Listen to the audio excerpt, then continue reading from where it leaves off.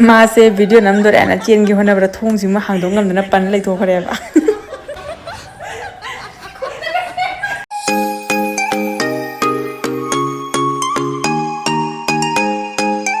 Hello everyone हुई सकोय सनाई पापाई friend की जुमना चतुइनेबा ललित का तन्वी का दो खने लुहुम चलुबा कपल दो अदुगी मोइना इनवाइट तौरेबा अदो मोइदो हुई चलु के तौरिने को खय लोइना रेडी ओइबा लोरे न पुदु पापाई से रेडी ओइबा लोरे अम्मा खंडत पॉइंट मोने चलो चलो अम्मे वो बाहर ले जा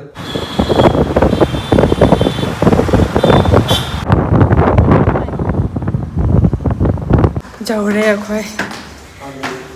लंबी लेफ्ट राइट तौबदा जौरबा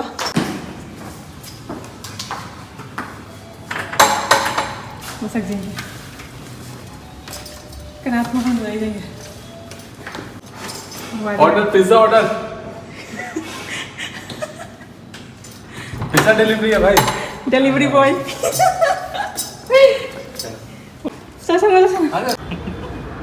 अरे भूल गया थोड़ा दिन बहुत दिन हो गया ना काफी दिन हो गया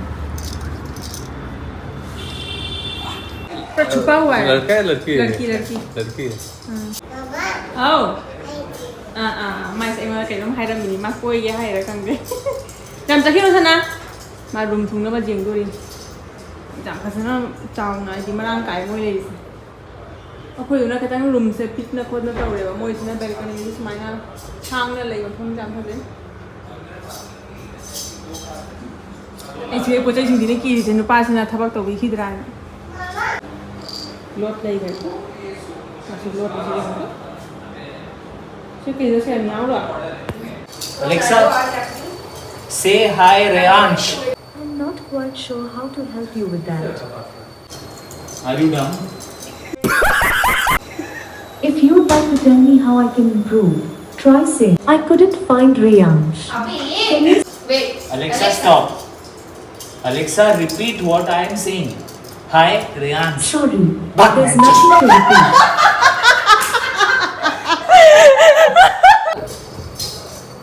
ना कहीं जंग बा हाथी था वाई मानो डिमांडी हाथी माँ है नहीं हाथी था वाई रिमोट से पीरे का हाथी था वाई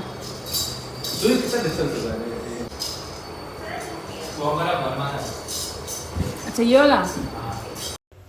सिसे ललित का तन्वी की लुहोंग पदा हुक्पा वरमाला दो दुनिया बा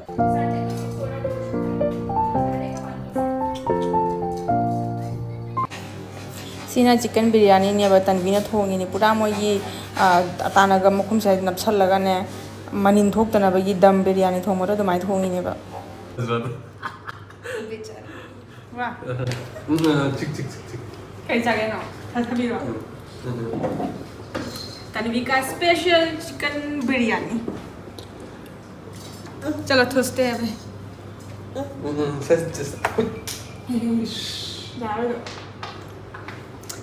मेरा मन था क्या कर रही हो मुझे शर्म आ रही है नहीं बहुत अच्छा बनाया लेकिन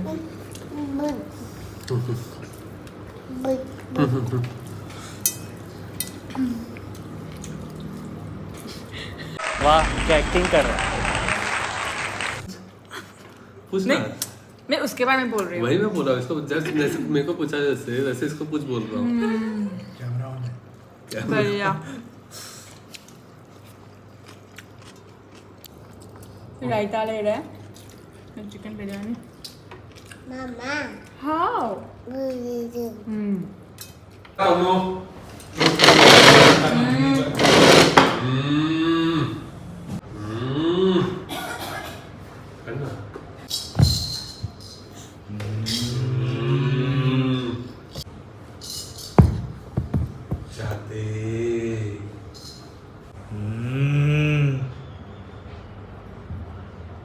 बोलना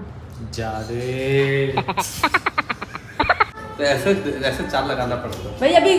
देख के सीख रही हूँ ना अभी नया है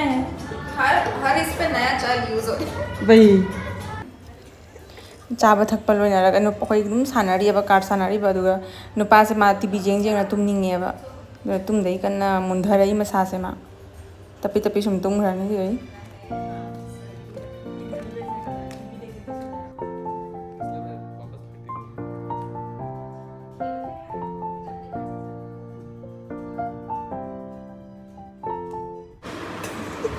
ꯇꯨꯝꯃꯤ ꯈꯨꯇꯨꯝꯗꯨ ꯅꯪ ꯈꯪꯗ꯭ꯔꯣ ꯃꯥ ꯇꯨꯝꯃꯤꯁꯤ ꯁꯨꯃꯥꯏꯅ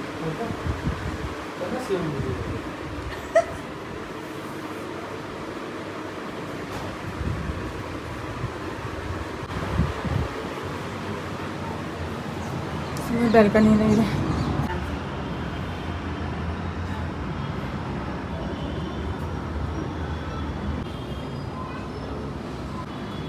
Rizky. Kijaiye mami chego. Balcony se gini view jam phazana uye ba. Mapan gi lambi adu gi kari karang loina phazana uye jeng halaga tam tam. Se magi thong asuna sina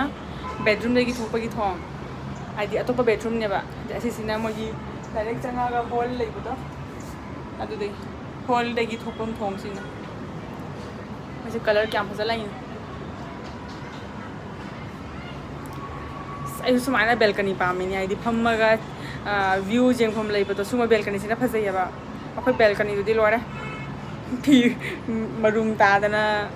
kesumu de. Mafam se ko yine wa jamna leiba adwegi dumaina pura green mafam se wa jamna leiba mafam ne ba du na ne se pham na khotna ngak snu din gi potha ba oina tawba jam nungai ga do mafam ni pura wa na tani se sina makha na sai khoi lai do sa de sorok se ni khoi lai do azadra Phazara ni phamsa de mana masing sini jam phazari se sinya se jong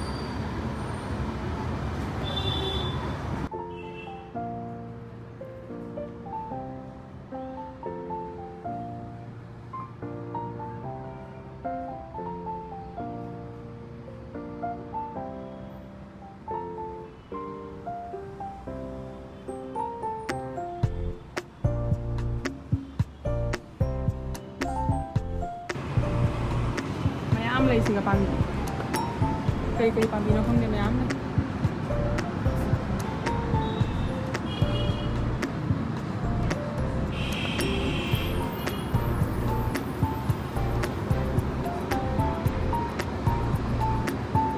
moi je phamba mama thamma dine bada nungai ni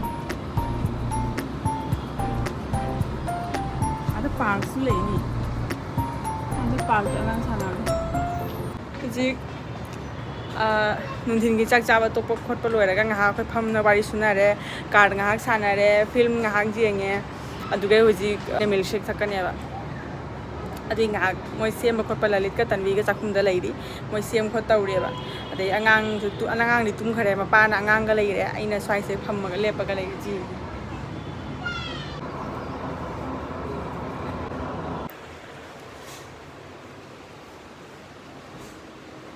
Milkshake. Vanilla milkshake wow.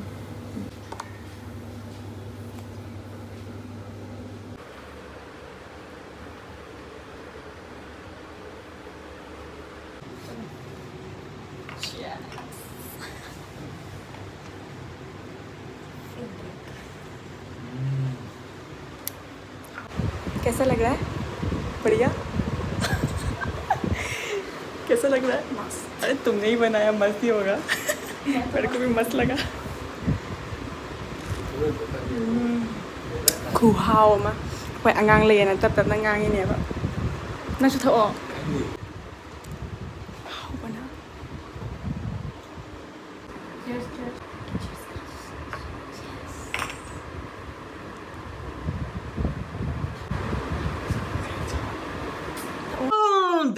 देख तो कैसे शर्मा रहा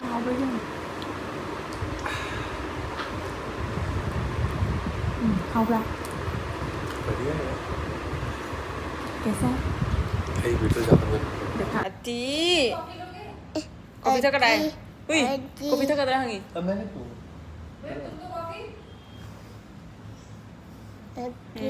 हाथी हाथी था दो रे तू हाथी था दो रे Sum totona sanda oigre hoji. Wari suna bada. Pura mamme sonda. Hoji wari suna ri toloraga coffee thani. Adro ke thokna bada rani hoji. Thenge tung taruk ma tung tare tare ba. तो थेंगा नहीं तो खंडा दी रोबा ने जाना होता तो मैं कोई नहीं रह सकता रोबा जाना है ले रिमोट ले टीवी था भी आयो असे गनु पास कना टीवी दा हाथी जेंगे ना निंगाई तोइबा अदो एन चला अंकल रा पिउ हायो सोना हाय बदो मा चखिने बा से इकाई न मुंगा हाक लेरे मांगदा हाय बंगमदना जेंगी मांगदा हुजी रिमोट सिगा इशारा तरोगा हाथी थावायना हाय दोइनी माइसे हाथी थावायो अंकल दा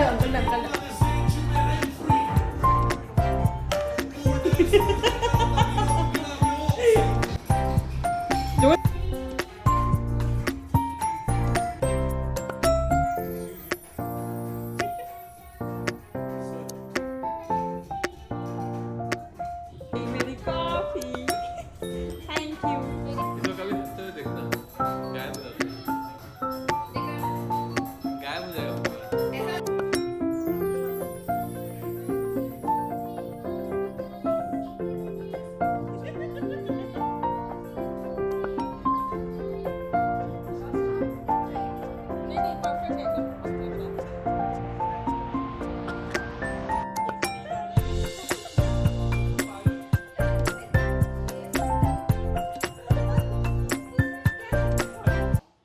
अच्छा समझ गया क्या समझ गया ऊपर है बा मामा की हेलमेट करम बा देख ओ अभी तो पागी रो से भी दिख रहा है मामा की दी मान ले ये वाला जो रोड दिख रहा है ये वाला रोड हाँ वो समझ गया अभी ऐसा भी हो सकता है कि मेट्रो के वजह से कभी कभार ये बंद करके रखते हैं ये वाला पार्ट दुबई नो ये जो ये वाले रोड में हाँ। तो यहाँ से जाके यहाँ मतलब राइट लेगा यहाँ से हाँ। तो इधर इधर जाना चाहिए बट मान ले कि ये जो दिख रहा है ना माइंड अभी काम चल रहा है मेट्रो सिगन पास का तनवी न मंगा हाइरक पदो त मुआना दुगी मा सावरी नि से अच्छा अच्छा समझ गया गुस्सा माय गॉड गुस्सा साव का बस हाइरक लेफ्ट जा फिर राइट जा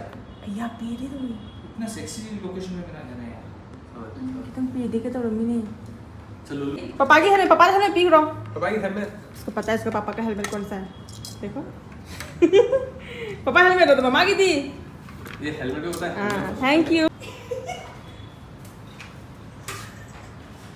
चला ला चला थोड़ा सा लाओ देखो तो इसको यही पे ले जाना इसको चला नहीं हो रहा सिला नाटक की शुरू हो गया कैसे लाओ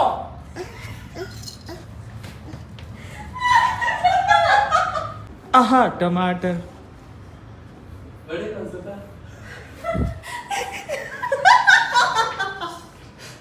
क्या मजेदार सनागी पाना बड़े मजेदार है ना हाइदो खरगने कैमरा ना मुझे इकाना चेली नहीं तो थोंग की सुमा हांगदो के दर हांग हमदना ले रे बा कैसे भाई दरवाजा खोल तो असीसिना आइना नंबर वीडियो असमाइना ललित लई थोरै ने फट लाउना सनागी पादा वीडियो कापदा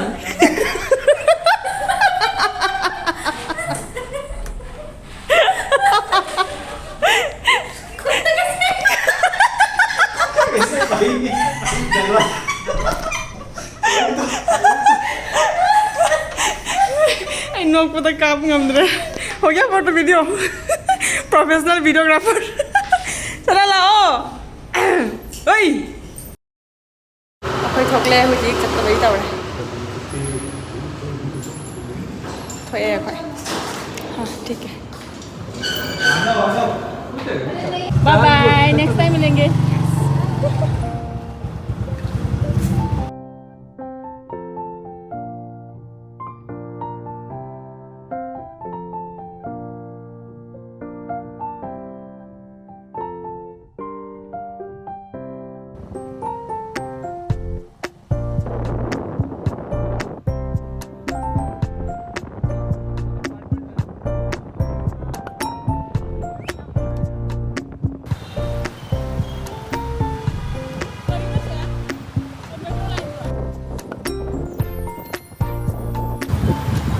बड़ी ट्रैफिक में होना हाँ चल जाए शाम को क्यों नहीं निकलता हूँ मैं